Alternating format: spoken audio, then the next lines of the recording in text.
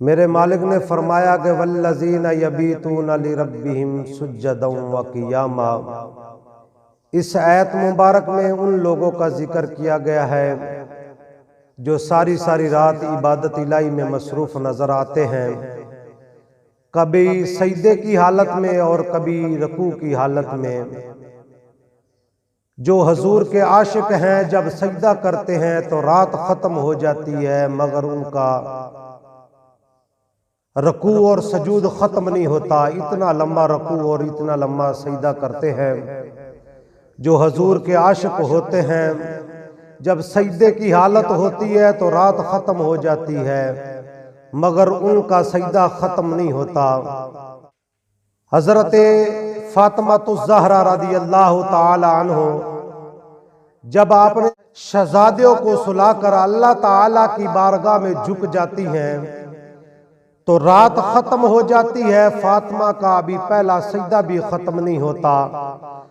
سجدے سے سر اٹھا کر اللہ تعالی کی بارگاہ میں التجا کرتی ہے کہ مالک تو نے یہ کیسی چھوٹی چھوٹی رات بنا دی ہے، تیری رات ختم ہو جاتی ہے مگر فاطمہ کا پہلا سجدہ بھی ختم نہیں ہوتا۔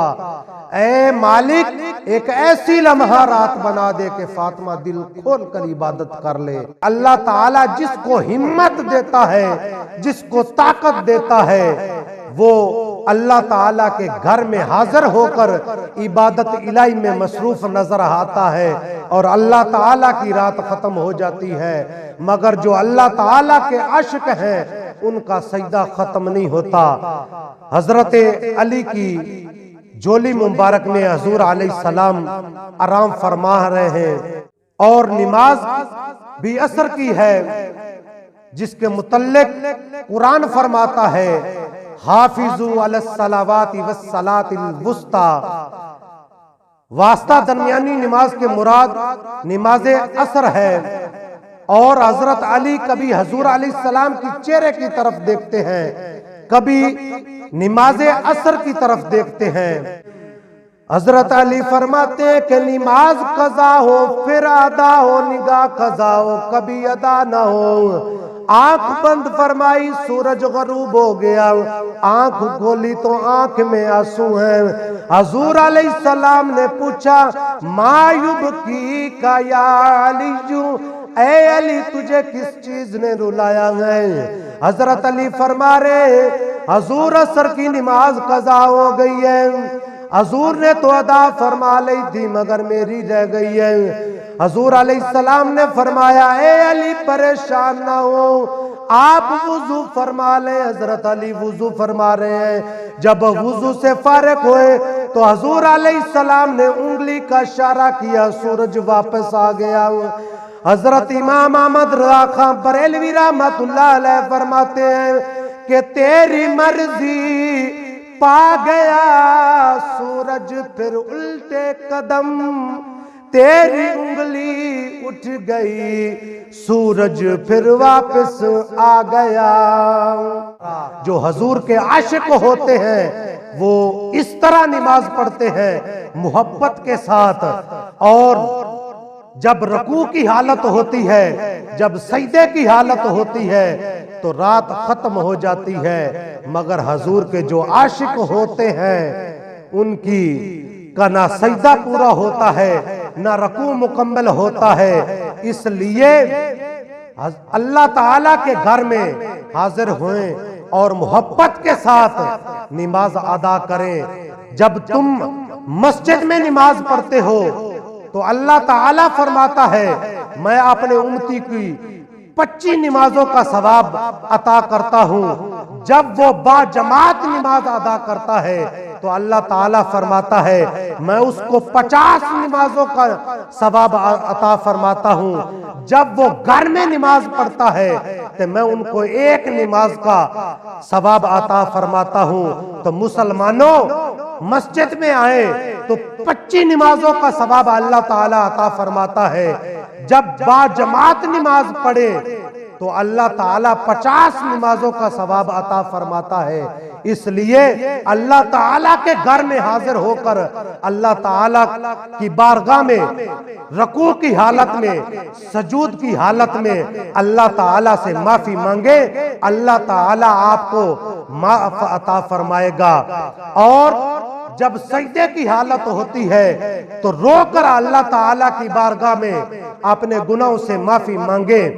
حضور نبی کریم صلی اللہ علیہ وسلم نے فرمایا جب قرآن پڑھا جائے، قرآن پڑھ کر رو رو کر اللہ تعالیٰ سے معافی مانگے۔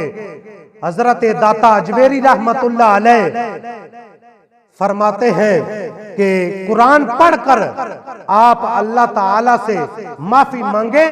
آپ کے مرید نے عرض کی کہ اے مرشد جب رونا نہ آئے تو داتا اجمیری رحمت اللہ علیہ نے فرمایا اے مریدہ کوشش کیا کریں کہ قرآن پڑھ کر گڑ گڑا کر روئیں۔ تو مرید نے کہا اے مرشد اگر پھر بھی رونا نہ آئے تو پھر مرشد نے فرمایا اگر قرآن پڑھ کر پھر بھی نہ رونا آئے تو پھر آپ نے مقدر پہ رویا کر کہ آپ اتنے سخت دل ہے کہ قرآن کی تلاوت کر کے اور پھر بھی رونا نہیں آتا تو پھر آپ نے مقدر پہ رویا کریں۔ آئیں اللہ کے گھر میں 5 وقت نماز پڑھیں، با جماعت نماز پڑھیں، اپنے گناہوں سے معافی مانگیں۔ اللہ تعالی نماز کے صدقہ سے آپ تمہارے گھروں میں برکت فرمائے گا۔ اس لیے جب آپ کے گھر میں بیماریاں اور پریشانیاں ہوتی ہیں تو اللہ تعالیٰ نے جب آپ کے ذمہ فرض نماز لگائی ہے تو جب آپ فرض نماز بھی ادا نہیں کرتے تو پھر اللہ تعالیٰ سے معافی مانگتے ہیں کہ اے مالک ہمیں معاف عطا فرما، اے مالک ہمیں معاف عطا فرما۔ تو آپ بھی دیکھ لیں آپ فرض نماز تو ادا نہیں کرتے، پھر اللہ تعالیٰ سے معافی مانگتے ہیں تو مالک فرماتا ہے جب میرا بندہ مجھ سے معافی مانگتا ہے یا کوئی دعا کرتا ہے تو میں ان کی دعا رد نہیں کرتا، چاہے سال بعد بھی قبول کر لوں، قبول میں کرتا ہوں۔ تو اس لیے جب اللہ تعالیٰ سے معافی مانگے تو کس منہ سے مانگے؟ ہم تو نماز بھی ادا نہیں کرتے اور کسی غریب کا خیال بھی نہیں کرتے، پورے ٹائم سے زکوٰۃ ادا نہیں کرتے، تو پھر بھی اللہ تعالیٰ کا ایک ولی ہے وہ چوک میں کھڑا ہے اور دیکھ رہا ہے، کبھی چوک کی طرف دکانوں کی طرف دیکھتا ہے، کبھی اللہ تعالیٰ کے گھر کی مسجد کے مینار کی طرف دیکھتا ہے اور گڑ گڑا کر چوک میں رو رہا ہے۔ تو آپ کے مرید نے عرض کیا اے مرشد آپ مینار کی طرف بھی دیکھ کر روتے ہیں اور دکانوں کی طرف بھی رو کر دیکھتے ہیں، چپ کر کے گھر چلے گئے۔ ایک دن جا رہے ہیں کہ قبرستان کے درمیان میں کھڑے ہو کر رو رہے ہیں تو آپ کے مرید نے عرض کی اے مرشد آپ چوک میں بھی رو رہے تھے، آج قبرستان کے درمیان میں رو رہے ہیں، معاملہ کیا ہے وضاحت کیجئے۔ تو مرشد نے فرمایا اے مریدہ جب میں چوک میں رو رہا تھا تو دیکھ رہا تھا کہ اللہ کے گھر سے آواز آ رہی تھی حی علی الصلاۃ، اللہ تعالیٰ فرما رہا ہے اے آؤ نماز کی طرف، اے بندے آؤ نماز کی طرف۔ بندے اپنی دکانوں میں مصروف ہے، اللہ تعالیٰ کے گھر کی طرف نہیں دیکھ رہے۔ آج جب میں قبرستان میں رو رہا ہوں دیکھا ہوں کہ مردے قبرستانوں میں رو رہے ہیں، معاملہ کیا ہے؟ تو اللہ کے ولی نے فرمایا آج یہ اللہ تعالیٰ کو پکار رہے ہیں، جب اللہ تعالیٰ ان کو پکار رہا تھا تو یہ اپنے کاموں میں مصروف تھے، اللہ تعالیٰ کی آواز نہیں سن رہے تھے، آج یہ اللہ تعالیٰ کو پکار رہے ہیں، آج اللہ تعالیٰ ان کی سن نہیں رہا، یہ اللہ تعالیٰ کی مدد مانگ رہے ہیں کہ اے مالک کرم کیجئے۔ آج وقت گزر رہا ہے، آج یہ مدد مانگ رہے ہیں، اللہ تعالیٰ ان کی نہیں سن رہا۔ اس لیے یہ وقت جب دنیا سے آدمی چلا جاتا ہے تو وقت گزر جاتا ہے تو پھر قبر میں جو جاتا ہے نام و اعمال لے کر تو پھر وہ مالک کو پکارتا ہے تو وہ ان کی مالک نہیں سنتا، ان کے پاس نام و اعمال نہیں ہوتا۔ جب اللہ تعالیٰ ان کو پکار رہا ہے تو وہ اللہ تعالیٰ کا بندہ نہیں سنتا۔ اذانیں ہو رہی ہیں، گھر میں ہر آدمی موجود ہے، حی علی الصلاۃ حی علی الصلاۃ کی پکار گونج رہی ہے، اللہ تعالیٰ اپنے بندے کو بلا رہا ہے، آؤ نماز کی طرف۔